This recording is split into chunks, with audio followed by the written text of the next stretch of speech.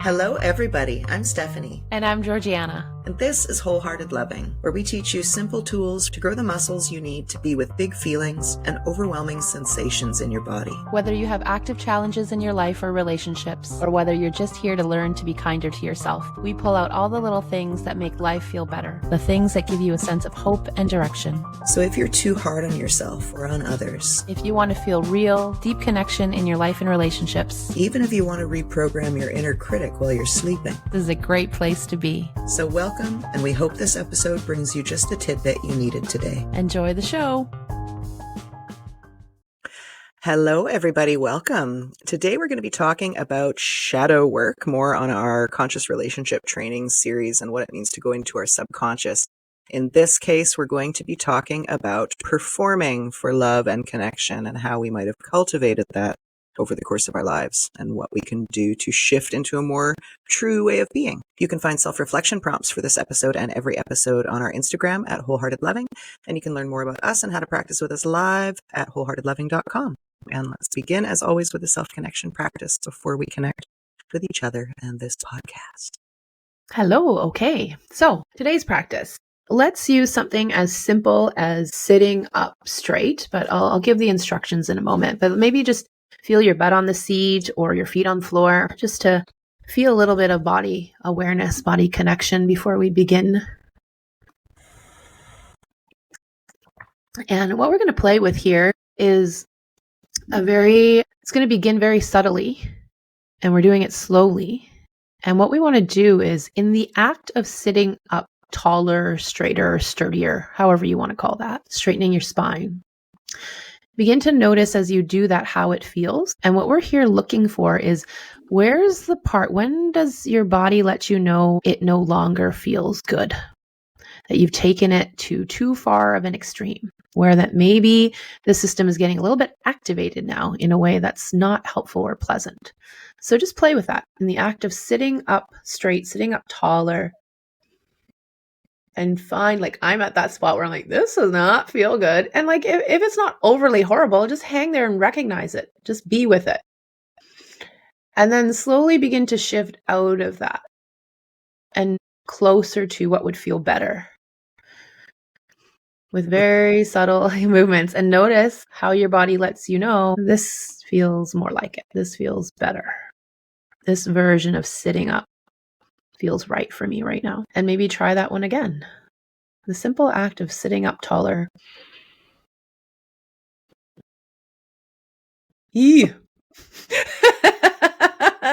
And make any sound effects that fit with the experience. Oh, no, that's not it. Right? So see, because we're playing here, we're not hurting ourselves. Just see if you could even exaggerate it a bit more on purpose, where you know it's maybe not going to feel good, and get familiar with that feeling and recognize how your body's telling you this doesn't actually feel, this is not a pleasant form of sitting up tall for you. Right. And then allow yourself to find that sweet spot again that feels more like the just right of the moment. These tiny practices always highlight so dang much for me. So dang much. Yes, great. So hang on to that for a moment, because I'm going to give another version. This time, I mean, you could have called this a stretch, but let's go into some type of stretch, right? Whatever kind of stretch you want to do, and begin it slowly and track when it starts to get to the point where it's no longer pleasant. And notice how your body lets you know that.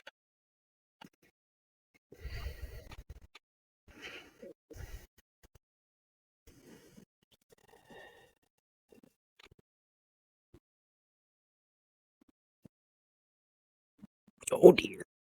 Yeah, oh dear. Mine wants to do, like, I was like, if we play the game where you get to go pleasant, pleasant, pleasant, beep, beep, beep, like it's some computer system that's telling you all is okay. System is good. System is good. System is not good. Yeah. Great. Do we know how to track that in our bodies? Right.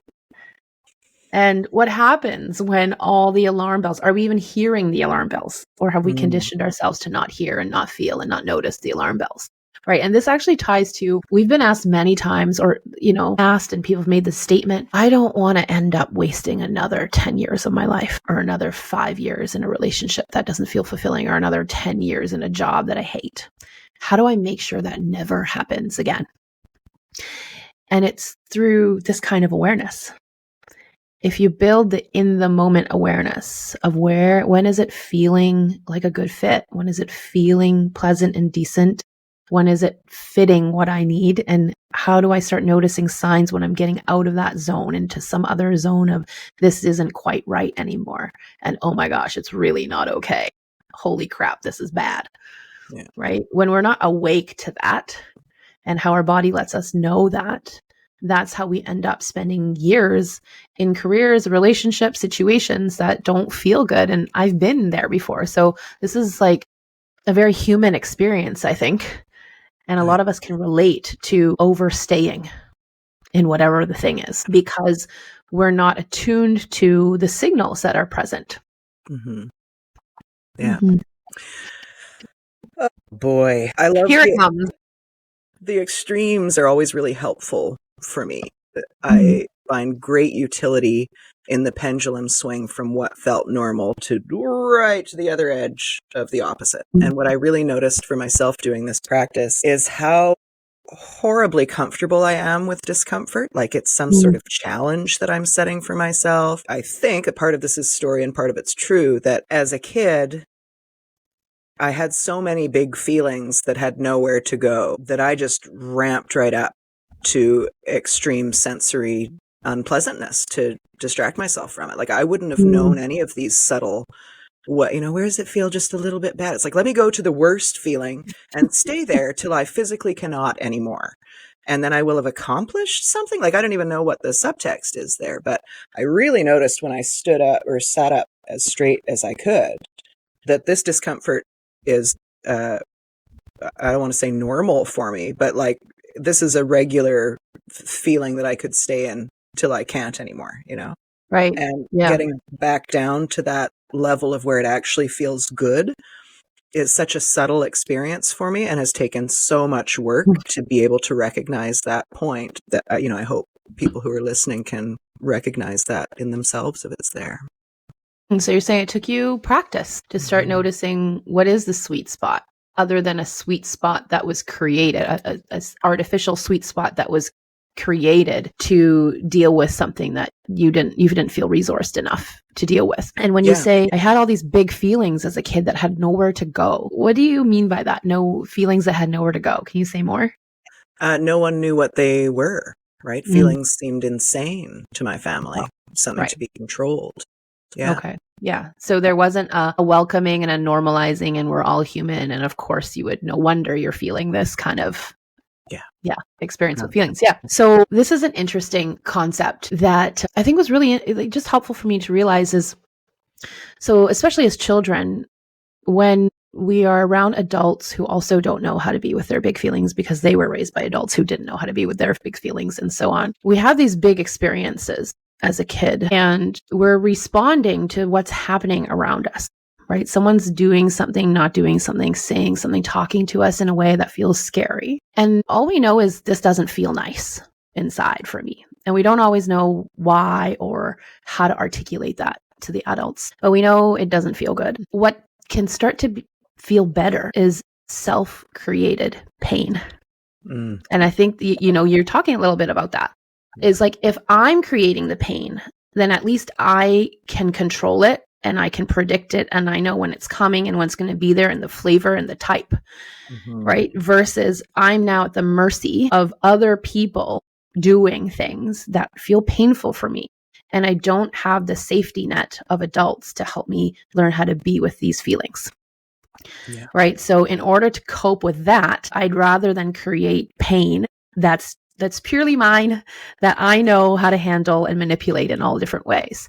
And you might look at a kid or a young person or an adult, because these patterns persist, and wonder, why are they making life so much more difficult for themselves than it has to be? And that just seems interesting to me, like how clever we are at trying to cope, right? And I think this came into my mind like decades ago when I was working in the Netherlands with child psychologists and in special education, where we were working with a lot of children on the autism spectrum. And I was starting to learn how they experience sensory input that can be different and much more intense than the average person in our sensory systems, right? I don't think I have an average system, by the way, but, and what they were speaking of at the time is sometimes it can be more soothing for a child to create noise, to drown out the noise that they can't control. But if you don't understand that, that is an attempt to soothe, an attempt to be with something that's hard to be with. And you just see it through this behavioral lens of good or bad behavior.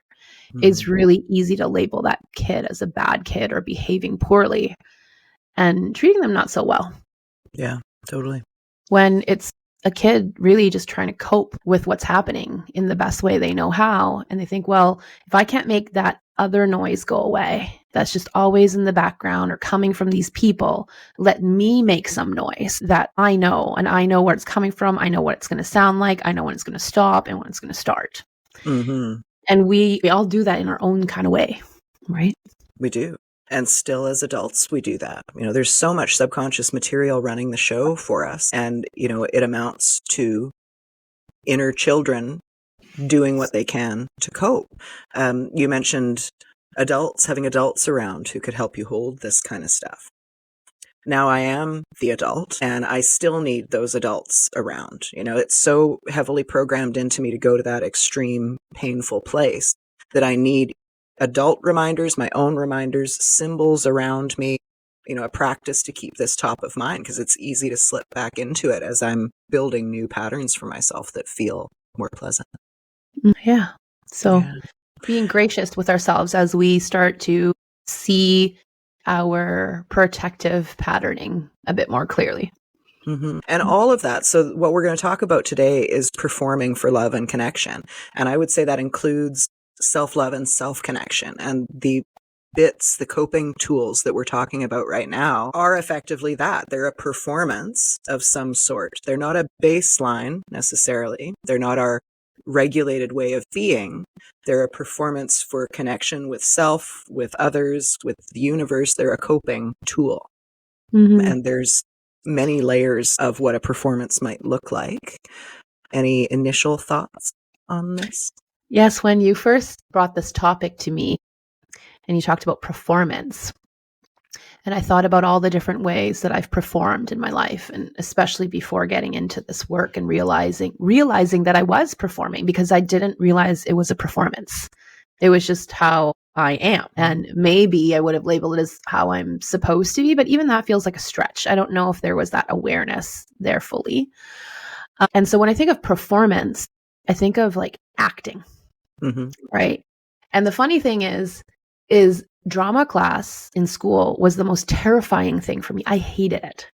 I did not feel comfortable there at all. It feels easier now, I think, because of all this shadow work and alter ego work that we've done, that no longer feels terrifying in that way. It sort of feels like a fun game and an opportunity to like step into a different archetype and a different, character, a different part of myself. But I think it's so funny that I was so terrified of this idea of acting and being an actress, when if I look back now, I'm like, I was acting all the time or most of the time. In many circumstances, in many situations, I was acting nice and smart and put together and needless and quiet and studious and all the things. All things which you are, but it's when we take it to that extreme that we must be that way in order to be accepted that it becomes problematic.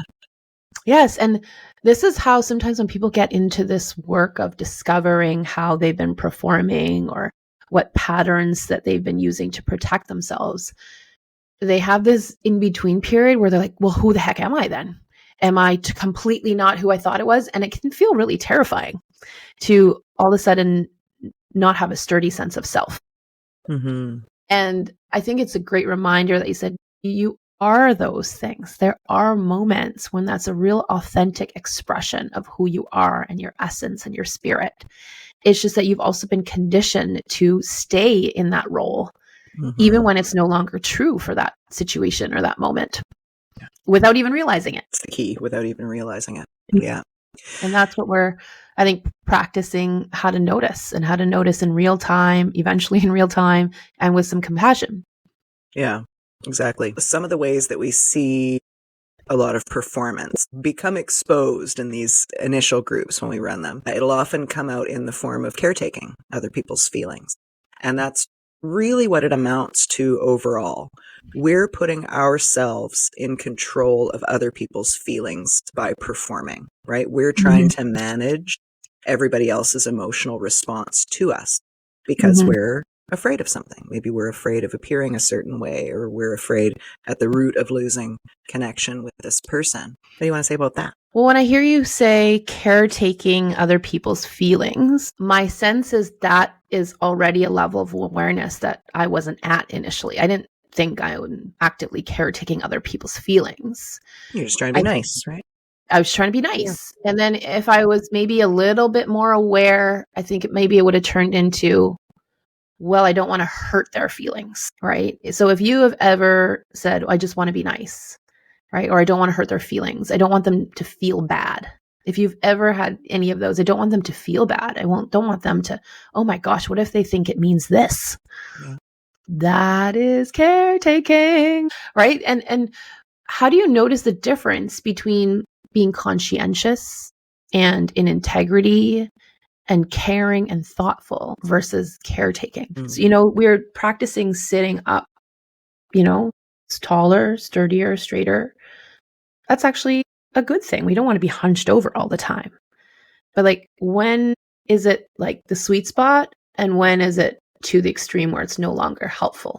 It's the same thing with caring about how someone feels about something, right? Where is that sweet spot where you are still involved in the equation?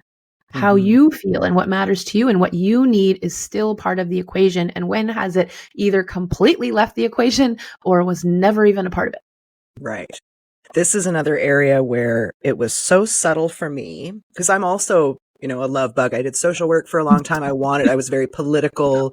I'm very justice focused generally. I want people to feel good, but I thought I had more control over that than I do. And for me, the extreme came in the presentation of the other. So when it got too much, and I didn't know it was too much, I was just being nice, right? But then when I'm being nice, and I've now put myself in the role of being in charge of making sure the other person feels good, it's just such a mind F when they don't feel good, even though I've been doing all these things to make them feel good.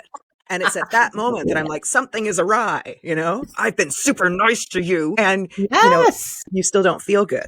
Or, I've done all these nice things for you. And what about when I need something good and you just don't seem to produce? Yes. And this is where, this is giving with a scorekeeper in the background. Oh, yeah. Right? This is no longer the territory of gracious, generous giving.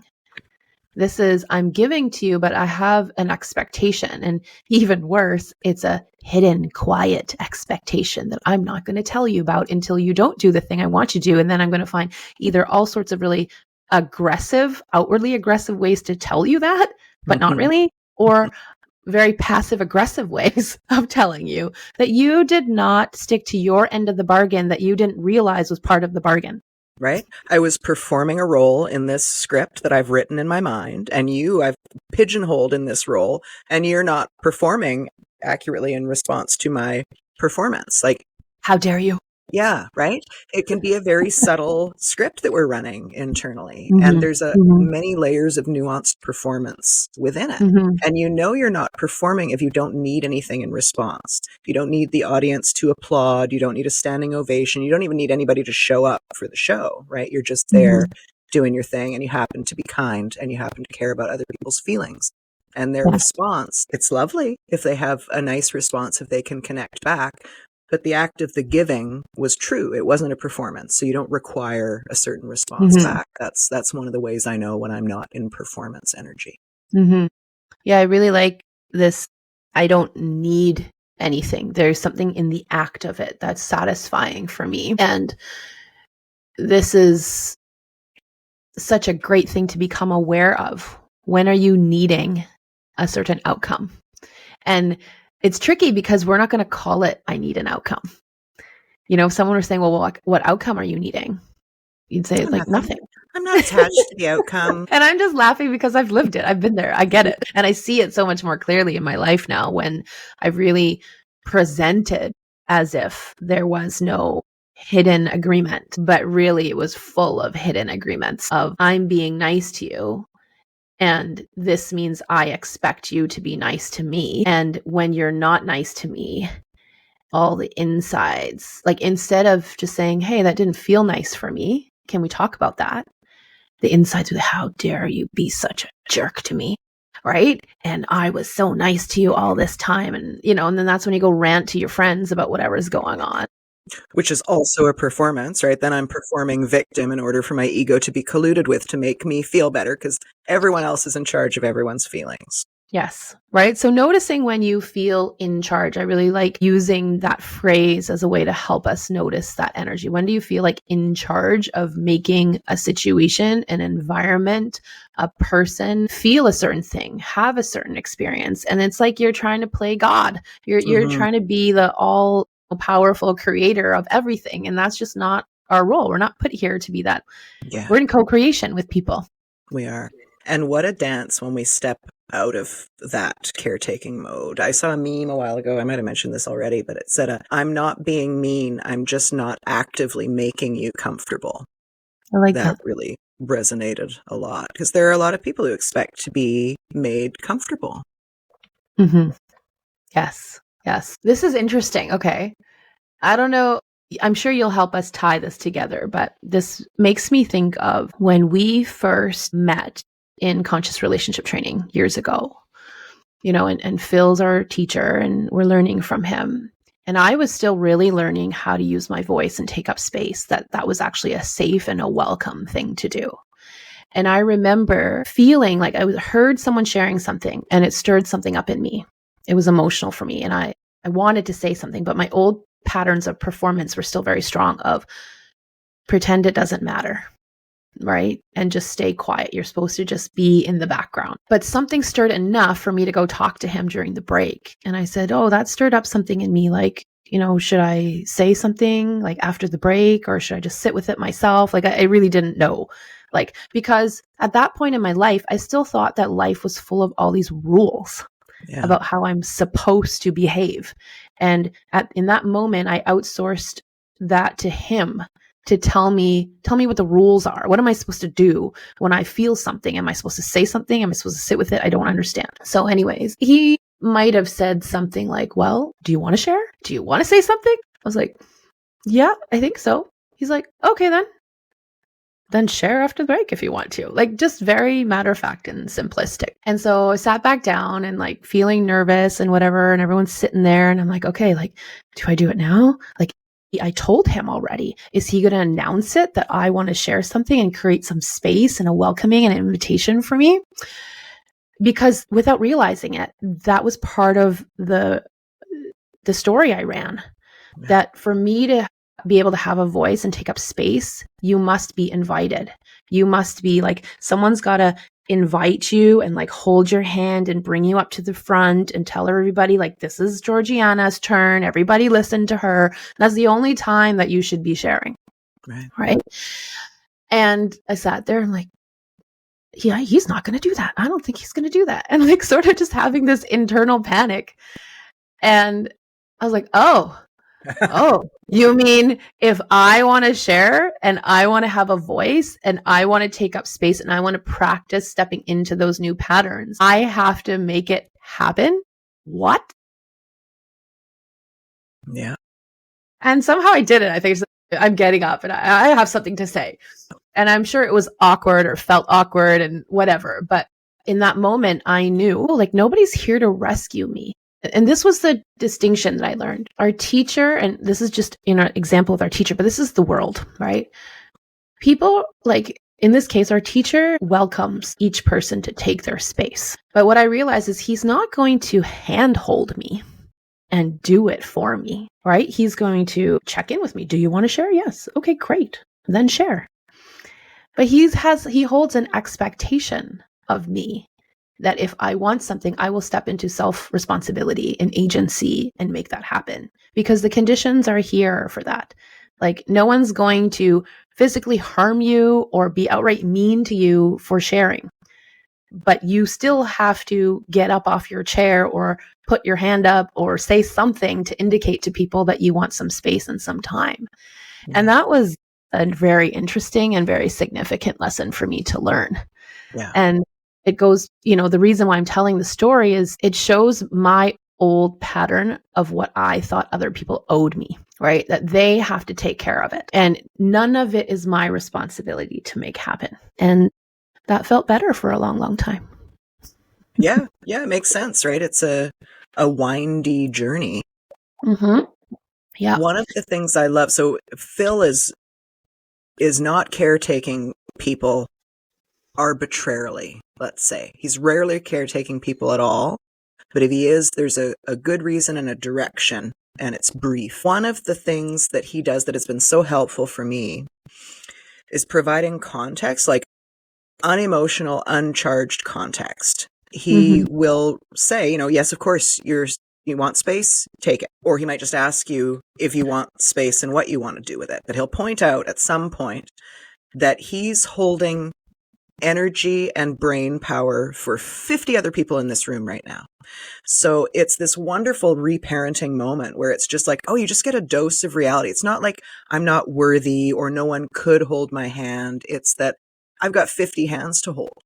And that's true of everybody at all times. We're always managing some giant personal reality. And in the meantime, people are sort of plucking at us. He'll refer to this like plucking at my energy if we need extra, if we think we need extra things.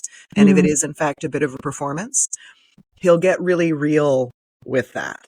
And, you don't need this. You can actually do this yourself. I'm happy to support you in whatever way I can. And I'm also quite busy, but I love you, It's like an uncharged, emotionally available parent who can explain why they're doing what they're doing.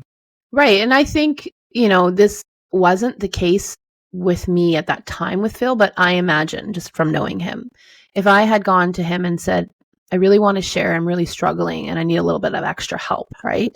Then he'd be like, okay, let's figure that out together, right? What's the just enough amount that I could support you so you could do the rest? I imagine it would go something like that. And that is what a well-resourced parent would do, is to say, it's okay to be afraid. And I fully support you in doing this thing that you want to do. And what's the little bit of help I could offer you here to give you that extra boost to be able to go out and do this thing you want to do that feels sort of scary right now? Pretty amazing, right? Pretty amazing. And the thing that made me think about this story is recently, we've just sent out information about conscious relationship training and how we're starting that next month. And someone messaged and said, and I know this person, and they said, will you guys be making sure that everybody is, I'm paraphrasing here, but the essence was everybody will be comfortable sharing and have a turn, especially those who might feel uncomfortable, right? Or usually don't speak up. And I took my time to answer this question, but my gut knew the answer right away. And my answer was somewhere along the line of, we're here to support every person and encourage every person to take up space and use their voice, right? And for some people, actually, we're all leaning into a different growth edge. And for some people, it will be leaning into taking up space and using your voice, even when it's uncomfortable, or leaning into asking directly for support to do that, because we'll be there for that. But for other people who are actually quite comfortable speaking up and taking up lots of space, their growth edge might be to sit back and feel the discomfort of not speaking up. And we will just as much support them in leaning into that edge. And I think I ended with, this is really about a space where you're learning to take self-responsibility for whatever pattern it is that you want to begin to shift into more. And we're totally there to support you in that. And what it's different from, because I also facilitated groups for 20 years, parenting groups in the community. And I believe my role there and the purpose of those groups was different, where it is to make sure that everybody who wants to speak has a chance to speak. and that I'm moderating a little bit to make sure that the people who are always speaking, sit back a little bit, and I'm purposely calling on people and making specific space for people to say, oh, what do you think about that? Is there something you want to share about that? And I will make sure that everybody has had the opportunity, who has actually had an invitation from me, a welcoming from me to share. And that's because that was the purpose of that kind of space and that kind of group, right? But that's what's different, I think, in conscious relationship training, where it's not about hand holding. It's about us sort of scaffolding with you and like helping you see and feel what it feels like in your body to know, I deserve to be here. My voice matters, right? Or I deserve to be here. And in order to be here, I don't have to be the know-it-all. I don't have to be the person that has something to say about everything. I could just sit back and listen, and people could still see my value and see that I belong. Right. So it's a very different environment, and we're practicing very different things. And the purpose of coming together in this way is very different than, the sort of community parenting group that I was facilitating before. Totally. Yeah. Supporting parents and, exposing our defenses and performative natures is a very different context for sure. Right. This is a good parallel to what you described with your experience with Phil, with wanting space to be made for you. In that context, we're essentially handing over the performance requirements, right? We're like, I'm performing at a certain level. You tell me in which way I now need to tweak my performance to be acceptable in this space. And the whole point is that you're just acceptable in this space. There's nothing, that's it, period. The idea of space being made for us is comforting and lovely and appropriate in many circumstances. But the defenses, the subconscious defenses that we're trying to tackle through these trainings, that we are tackling through these trainings, don't arise because we're made to be comfortable, right? The change that we want to see in our lives happens because we're uncomfortable with something and it now needs to change. There are certain aspects of self-discovery that require a lot of comfort and compassion and sympathy. And the subconscious self-protection mechanisms are not going to be emerging in a self-discovery kind of way if we're feeling super comfortable. So this is a very structured, compassionate way of getting at all of our self-protection mechanisms, which will by definition be uncomfortable because that's the scaffolding we made for ourselves to feel comfortable and understand the context in which we're meant to perform. Yeah, so it reminds me, like, it's going to be, to do this work, let me put it this way, my feel, to do this kind of deep dive at looking at yourself, the shadow work, looking at the parts of ourselves we don't want to see, that are too scary to see, I believe require us to have a lot of compassion for ourselves. Compassion needs to be in the space. There's compassion for the fact that you're a human who has endured painful things, who has had to find protective patterns and use them, and now uses patterns that get in the way of something bigger that you want for yourself. There's so much compassion for that. And there's compassion for the fact that you're doing something new and scary, and there's support for that. But it's not rainbows and butterflies, as in we're only going to talk about things that feel comfortable, because you can do that anywhere else and keep all your patterns intact. But if you're coming to do this work, it's most likely because you feel that something's not quite working well in your life, keeping these current patterns in existence to the same degree. Right? You know that something is needing to change. And so by default, change feels uncomfortable, especially when those things were always put into place in order to create more comfort. Right. But I think what's cool is this is discomfort, intentionally placing ourselves in some discomfort. Discomfort that I'm going to say is still safe in that you're not being physically harmed. You're not being emotionally harmed. It just feels uncomfortable. Right. And on the other side of that is so much comfort, but true comfort, because it's ease, it's liberation, it's freedom. It's, I can just be myself. What? There's a true comfort. That's the true comfort. That's not the Band-Aid comfort, right? And that's what's really cool. And it reminds me of that teaching from Resmaa Menakem that really stuck with me: dirty pain or clean pain. You have two options. Either way is going to be painful, right?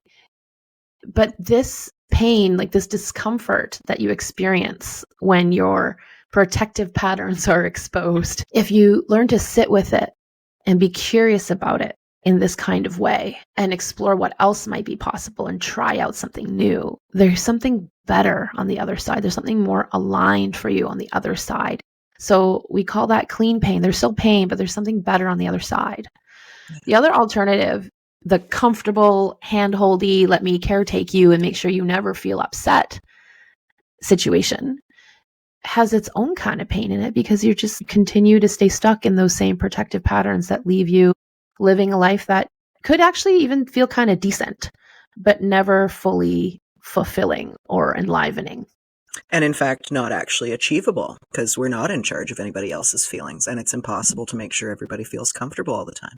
Unless, of course, we'd have to be incredibly uncomfortable ourselves to be contorting in that way. Mm-hmm. Yeah. I want to say something about the compassion piece, because I had no self-compassion going into this work. I called it self-compassion. I found it pathetic, revolting. And part of my performance was being, a hard bitch. And compassion was what was on the other side. I was able to utilize my self-disdain and my assumption that I was wrong and didn't understand anything, because that actually opened me up to other people's opinions. If I had been whatever my version of self-compassion would have been at that point, for me, it would have been a self-protection, and I wouldn't have been able to actually put myself in the room at conscious relationship training. For me, I required the other entry point. We're very yin and yang. So you do the gentle entry, I do the hard entry with flames, and we come around to a balanced perspective on both sides.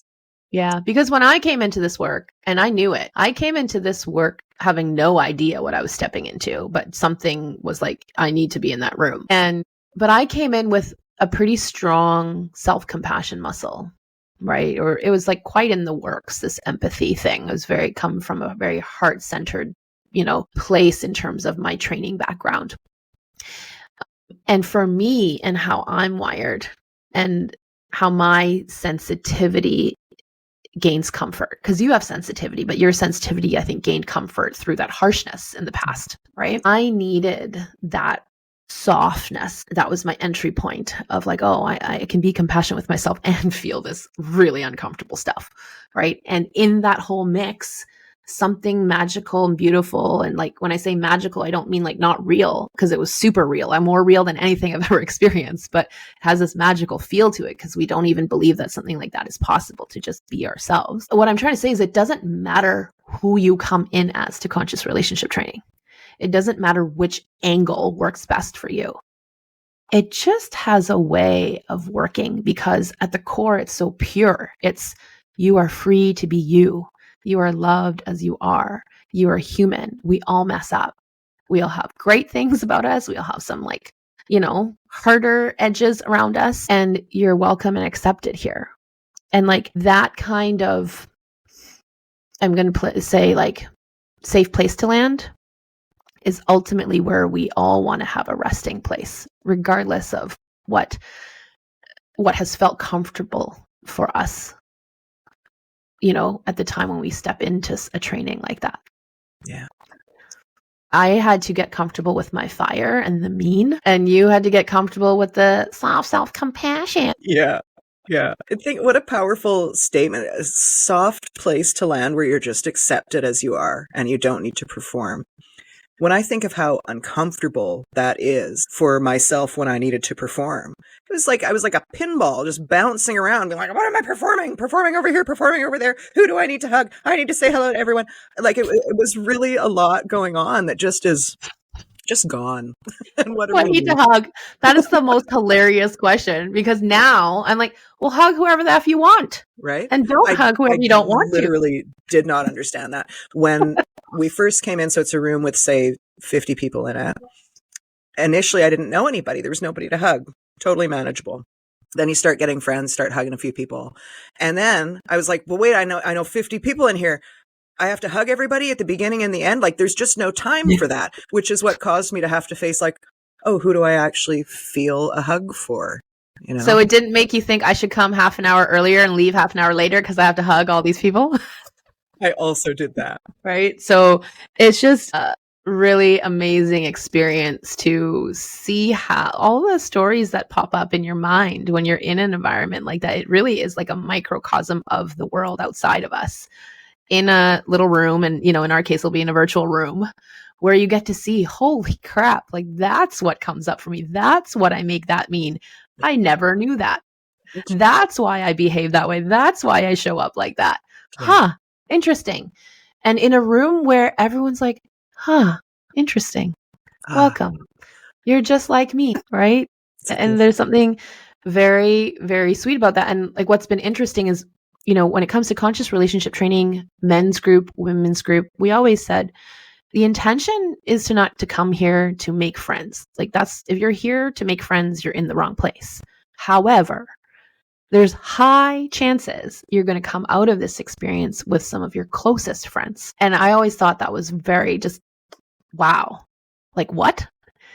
And because like it's difficult to walk away with no connection to anybody when you're there being your most authentic version of yourself and other people are doing the same. And like now I say it's difficult to walk away with no connection with anybody. But in the past, I would have thought, of course, nobody will like me if I'm just myself. That's not allowed. Oof. Right. And so it just flips everything completely upside down. Yeah. But you walk out at the end being like, I think I like this new way a lot better. Yeah. Yeah. It's real connection. Yeah. So I made a list earlier when you said performance. I'm like, oh, what were all my roles? How did I perform? And I've got it here. This is not a complete list, just a taster. I needed to be nice. I was the nice one, the smart one, the put together one, the helpful one, the studious one, the pragmatic and practical one, efficient, effective, and needless. And tell me, Gigi, how do you demonstrate all that in the first 10 seconds of meeting somebody? Very nice. Very quiet. Very still. Yes. You can tell I'm efficient. Can you tell right now? Yeah, I can tell. Yeah, I thought so. So, and you're right, because I am all of those things also. My essence and spirit, like those things feel very right and true to who I am. But what I didn't realize was I really only gave myself permission to be only those things. And anytime I was anything other than those things, I would feel wrong or bad. So this is here an interesting distinction. Anytime I was any of those things, I would feel wrong or bad, or like I had to hide that part of myself. But even worse is anytime I thought something that belongs to the other role, I was like, something's wrong with me. I'm a bad person, right? I'm not supposed to think mean thoughts about anybody. And when we were talking about this earlier, just the two of us, you had said, oh, and funny. And I said to you, I didn't have to be funny. And I was like, oh, but right, you had to be funny. And that was such a great realization because we all have a different, it's like our families of origin gave us a prescription. It's like they filled out a prescription pad for us. They said, for you to have the best experience in this household, you need to be X, Y, and Z and never A, B, and C. That's right. And I'm like, oh, Steph, funny was not on my prescription list. No, but it was on yours. Yeah. It's interesting. Can you say more about funny and how that became, like how you discovered that was on the list of what you needed to be? Yes. I wish I could tap back into the subtleties that I obviously experienced as a child, which curated my entire personality. But essentially what it was is that I had a lot of big feelings that had nowhere to land or interact. My family was not an emotional family. Emotions seemed crazy to them and something to be controlled. So the story that I have looking back on it, which is at least partly true, is that the times that would have felt best in my little body, in my little experience, was when my family was laughing. And so that happens when I'm being funny. Or with my mother, I learned this later in life. Our friend Joel pointed it out. He said, I think you like being disgusted. And I was like, what? Why would I like being disgusted? That doesn't even sound like it makes sense. But when I went into my body's reaction, I get this like tee-hee, like delighted funny, gross thing. And I realized that that's another instance where my mom is releasing any of her anxiety or control or scrutiny. She's just laughing because she's so grossed out by something, or she's laughing because I'm doing something funny. So the only thing in the room with us is joy and laughter in those moments. And so, ta-da, there we go. I've subconsciously learned a performance. That, and can you say more? What does that mean in your performance of disgust? Like, how did that take shape and how you needed to show up? It's probably folded into the funny as little get a load of this disgusting thing I heard, or it's squeamish feelings. Like, it's the big sensation for me is that we're now in connected, mutual understanding feeling space together. So connected, feeling, mutual understanding space together, right? Yeah. I think that's really important, because really what you're saying is, as a child and as a teen, I just wanted to feel some connection with my parents. And over time, watching them and listening to them through explicitly what they said or did, or implicitly what you were just noticing, you realize this is the equation. This is how I feel that there's that connection forms. And that was for your family. And for a lot of families or people, friendship dynamics, the way you're supposed to be with each other is complainers, right? If I complain about my life, or if I complain about the people in my life, that's how we connect. And this is not a shaming thing, right? But this is just a realizing, like, holy crap, like, that's how we connect. So notice some of your friendships where it might have some of that flavor. Or I worked with someone where she's like, oh, I realized that how my mother and I connect is to be negative about things, negative about situations, what's happening in the world, what's happening in our lives. And she said to me, I actually don't enjoy feeling negative and thinking negatively about everything. But I realized that my brain is so good at seeing what's not good and labeling everything as not good, because that has been the primary way to connect with my mother. And then that becomes the performance that we bring with us into every space where it, A, doesn't feel good, and B, is maybe not required in the first place. And like, let's just say that with your mother, that is the only way to connect. Although I don't believe it to be true, but that's the one that's most obvious, right? And the most conditioned for that dance between both people. But at the very least, let's recognize that that doesn't have to be the way it is with every person in your life. Right? Because imagine we've created that dance and that expectation, and, you know, that this is how we connect with our mother, but we don't recognize that it's with our mother. And we just think, oh, this is how you connect. It's on the way to women's group. This would have been like 2017. This was still very new to me, but I was so distrusting of my own experience that I was willing to do anything. And I had some physical ailment going on. And I was talking to my mom on the phone on the way to women's group, and I told her about this physical thing. She said, oh, you can't tell anybody about that ever. Never say that out loud ever again. And I was like, oh, okay, well, I guess the first thing I'm going to do when I get to women's group is say all of this out loud and see what happens. So I did, and it was scary. And they were like, oh, I've had that before. Like, you know, if you need any support, like, glad you told us, feel free to call me in the middle of the night if you need a friend to take you to the hospital. I was like, what? This is the opposite of the response that I was expecting, which was that I should shut up and hide, you know?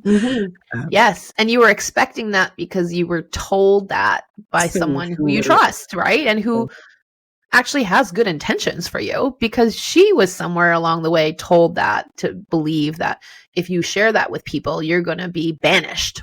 Yeah. Right. Yeah. And here you knew at that time, I'm guessing, or maybe, I mean, we learn differently, you and I. So I don't know your true motivations of walking into women's group and deciding I'm going to tell everyone that. But like, for me, looking at that, I'd be like, oh, well, I know that women's group is a place where that's what we're practicing, doing the opposite or more of the opposite of what I've been conditioned to do. So let's walk in there and try some of that out and see what happens. When you're willing to try on something different, and that's what's beautiful about conscious relationship training, the space that's there is, it's like a practice playground.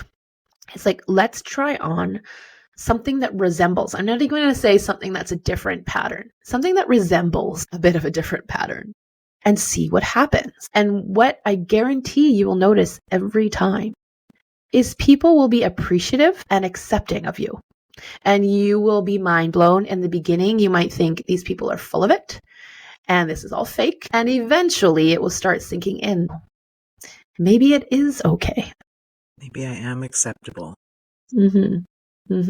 Right? So each time you're willing to try on something a bit different, have the courage to do the really uncomfortable thing in spaces like this, you're creating an opportunity for yourself to have a reparative experience, like an experience that counters everything you thought that was true. Also, I want to add on this note, this could be a whole episode on its own, but I need to come back to this being nice thing. And I did this so much. I thought that being nice was because I was doing something for the other person. And eventually I realized I don't want to hurt their feelings is really, I'm so terrified to feel uncomfortable that someone else is uncomfortable, but I'm going to call it, I'm being nice. Right? So we're not actually removing anything from the pool of discomfort that exists. We're just claiming more of it for ourselves. Yeah. Yeah. Super fun. Super fun. Well, sometimes it's necessary, and most often it's a performance, which is optional, and we could be feeling better, more clear, more true. More true. I feel the need to say this, but I don't know if it needs to be in this episode. But anyways, saying the things that are more true, right? That's what this is about. And there will be times where people will be will be working with us and be like, how do I tell my partner this, that I'm really feeling this way about this, and that's really not working for me, and I don't really like that. I just don't know how to tell them that. What? It always ends up being whatever they just said, right? They say it to us so clearly because there's no emotional charge. And it's like, well, you could just say that. And they're like, but. Truth telling? You mean that could be a good thing to practice? Yeah. All right. Truth tell and then see what happens. And whatever happens is good data for you. Yeah. Right? If you're in a relationship, whether it's an intimate relationship, a work relationship, a friendship, where when you truth tell with care and integrity and someone responds consistently with meanness and, no space for you, no willingness to hear, no willingness to collaborate, that's very good information for you to have. That makes me realize that can be maybe a not so typical pattern, but one could be conditioned for truth telling in a way that's actually not helpful. Like, I have to perform by speaking the truth all the time, even if I'm not ready to or uncomfortable or don't feel safe doing it. Man, there's so many ways that we learn to perform. Yes, right? Like when you explain that or you speak of that example, the words that came to me are discernment and choice. Right? When you, if you were to sort of run your behaviors, say you're running them through this check system, and two of the things we're checking for was there any discernment that you were able to make there about whether this is fitting for this moment or this situation? Or do you feel you have a choice in how you're responding to this? Those are really good indicators of what's happening. Yeah. If there's no discernment, it's just an all or nothing. It's always this way. This is the way I'm supposed to react and behave. And there's no choice. This is just what's expected. This is the only way that it could go. That's a good indication that that's probably some autopilot, or it's become an autopilot protective pattern performance kind of thing. Yeah. Let's excavate those and let's have ultimate sovereignty and agency and discernment. It's possible. Yeah. I like it. Feels better. It really does. Better. Anything else you want to say about this before we do a closing practice? Let's perform the opposite at the very least. Practice performing the opposite. Totally. If you're going to perform, give yourself some permission and some space and a little practice playground to try out performing the opposite. Yeah. So if I look at my list, I'm like, the opposite of nice. Could I perform to be mean? Mean. Not very put together at all. Disheveled. And you've done all those things. You've embodied those on purpose. Mortifying at the beginning. Honestly, mortifying. And then so liberating afterwards. Holy crap, I didn't die and people are still smiling. They still like me. Yeah. I actually feel like they like me more. Yeah. What? I want to draw a parallel here. that I think kind of covers the whole shebang that we're talking about. Dance recitals as a child. Okay. Performance. You're dressed up. For me, I remember this sequin sailor outfit thing, tap dancing recital in a I theater. need to see that picture, I please. still have the tap shoes, actually. Don't fit anymore. So that was one possible iteration of what dance is in my programming. Mm-hmm. Then there's like sexy erotic dance or trying to look cool at a nightclub. Okay, those were my categories. Never in life did it occur to me that dance could just be a feeling movement that moves through your body. Like literally didn't know that was a thing until I was like 38 or something, and someone said that sentence to me. That for me is the example of being in your truth, right? The performance is the prescriptive dancing. I must look like X, Y, or Z. I must please X, Y, or Z versus how does my body actually feel and want to move in this moment? That's the discernment thing, which everyone can absolutely learn and change their lives about. And like, this is something I never believed to be true, but everybody can dance. You were born able to dance until it got conditioned out of you because you thought dance meant a certain thing. Yeah. My pendulum swing there was like, oh, I have to look really, really sexy all the time, to let's do like a silly, really elbow heavy kind of leprechaun dance. I'm going to go from needing to be serious and sexy to being completely silly and inane. And then, it settles somewhere in the middle. Yeah, I had a similar experience with dance, and it's been so freeing to redefine it. But that's really like everything. It's been so freeing to redefine what nice means. What does put together mean? What does, efficient mean? Like take all those things that you were told or you begin to tell yourself now that you must be, and like give yourself the permission to redefine those. What do you want them to mean? What would feel better? Yeah. Yeah. I'm so excited for everybody. Yay, everyone. Congratulations in advance. You want a prize. Yeah. You want freedom. Right? Freedom. Hallelujah. All right. Hallelujah. Let's do a closing practice. Let's do closing practice. Well, I don't know why. Maybe I saw your hands. I'm like, let's do jazz hands and tap. What are tap feet? Tap feet. We could shuffle off to Buffalo. That's one I remember. Wings. This is actually bringing me some childlike delight because I never went into dance class. This feels like a story. I never went into dance class because I was like, this is ridiculous. I want to dance. What the heck is this prancing around in a circle and waving our arms dance? And then I quit. I was 5 and then I quit. And then, then everyone got better at dance. And so I can't possibly dance now because I don't know how to dance and everyone else knows how to dance. So I'm just imagining being 6 and doing this and having little tap shoes on and reliving something that I never got to live. I wonder if my tap shoes will fit you. They might. We can recreate this story for ourselves next time you come. Maybe we'll have to live stream that as an episode. Fantastic. Amazing. Yes, reclaiming dance. Yeah. It's a good practice. Like even something so simple as doing jazz hands, like what comes up for you? There's something in there if you want to look for it. I wonder if anyone can do this. I'm sure somebody could. But if you could do this with an open heart and open mind, right? Neutral mind.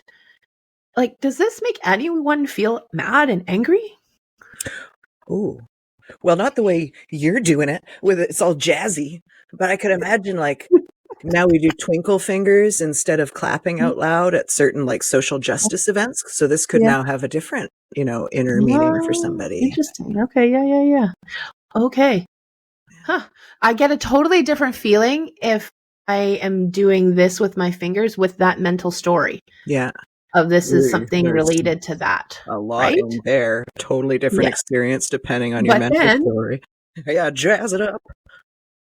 I'm imagining I got some tap shoes on and a sailor hat on. Right? Bouncing.